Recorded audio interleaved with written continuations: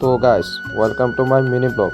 তো আজি আহিছোঁ খেতি পথাৰলৈ, কাৰণ আজি স্কুল বন্ধ থকাৰ বাবে আহিব লগা হ'ল খেতি পথাৰলৈ। তো গাইজ আপোনালোকে চাইছেনে আজি কিমান হিয় পৰি আছে আৰু লগতে কিমান ঠাণ্ডা লাগি আছে, আপোনালোকক কি ক'ম। তথাপিও ৰাতিপুৱা টোপনিৰ পৰা উঠি আহিব লগা হ'ল খেতি পথাৰলৈ, কাৰণ আমি দুখীয়া ঘৰত জন্ম লাভ কৰিছোঁ।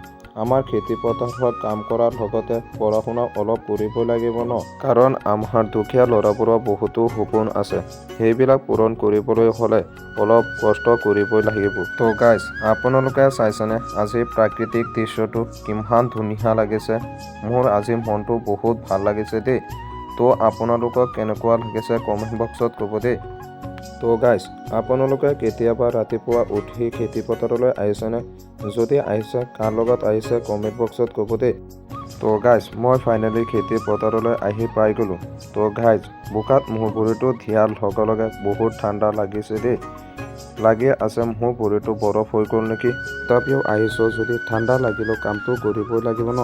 তো গাইজ ভিডিঅ'টো কেনেকুৱা লাগিছে, যদি ভাল লাগিছে তেনেহ'লে প্লিজ লাইক কমেণ্ট কৰিব আৰু লগতে মোৰ চেনেলটো ছাবস্ক্ৰাইব কৰিবলৈ নাপাহৰিব দেই।